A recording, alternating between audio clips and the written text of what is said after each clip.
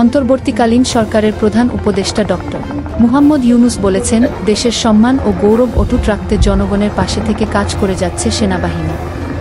বাস্তবসম্মত প্রশিক্ষণের মাধ্যমে দক্ষতা অর্জন এবং দেশের সার্বভৌমত্ব রক্ষায় সর্বদা যুদ্ধের জন্য প্রস্তুত থাকতে সেনাদের তাগিদ দিয়েছেন তিনি। আজ রোববার ৫ জানুয়ারি রাজবাড়ীতে বাংলাদেশ সেনাবাহিনীর পদাতিক ব্রিগেড গ্রুপের শীতকালীন ম্যানুভার অনুশীলন অনুষ্ঠানে এ কথা বলেন প্রধান উপদেষ্টা ডক্টর ইউনূস। বাংলাদেশ সেনাবাহিনীকে জাতির অহংকার ও বিশ্বাসের জায়গা বলে অভিহিত করে প্রধান উপদেষ্টা বলেন, এই প্রতিশ্রুতি বাস্তবায়নে প্রশিক্ষণই সর্বোত্তম কল্যাণ মন্ত্রে উদ্বুদ্ধ হয়ে আধুনিক ও যুগোপযোগী প্রশিক্ষণের মাধ্যমে সেনাসদস্যদের আভিযানিক দক্ষতা অর্জন করতে হবে। দেশের সার্বভৌমত্ব রক্ষায় সর্বদা যুদ্ধের জন্য সেনাসদস্যদের প্রস্তুত থাকার তাগিদ দেন প্রধান উপদেষ্টা।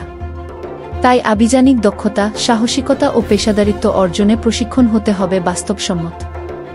এই কথা বলে প্রধান উপদেষ্টা আশা প্রকাশ করেন, বাংলাদেশ সেনাবাহিনী প্রশিক্ষণের এই লক্ষ্য সামনে রেখেই এগিয়ে চলবে।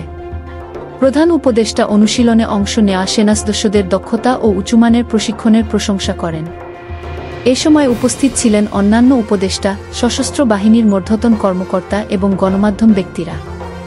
এর আগে দুপুর 12:36 দিকে প্রধান উপদেষ্টা ঢাকা থেকে হেলিকপ্টারে কালুখালীর মিলিটারি ট্রেনিং এরিয়ার চর খাপুরায় হেলিপ্যাডে অবতরণ করেন। তাকে অনুশীলন স্থলে অভ্যর্থনা জানান সেনাবাহিনীর প্রধান জেনারেল ওয়াকারুজ্জামান, নৌবাহিনীর প্রধান অ্যাডমিরাল এম নাজমুল হাসান, বিমান বাহিনীর প্রধান air chief marshal Hasan Mahmud Khan এবং জিওসি ৫৫ পদাতিক ডিভিশন ও area commander Jessore area major general J M Imdadul Islam. Kalukhali উপজেলার রাজবাড়ী মিলিটারি ট্রেনিং এরিয়ার আরএমটিএ, চর খাপুরা ও চর রামনগর এলাকায় সেনাবাহিনীর ৫৫ পদাতিক ডিভিশনের ব্যবস্থাপনায় এই শীতকালীন ম্যানুভার অনুশীলন হয়। প্রধান উপদেষ্টা অনুশীলন প্রত্যক্ষ করেন।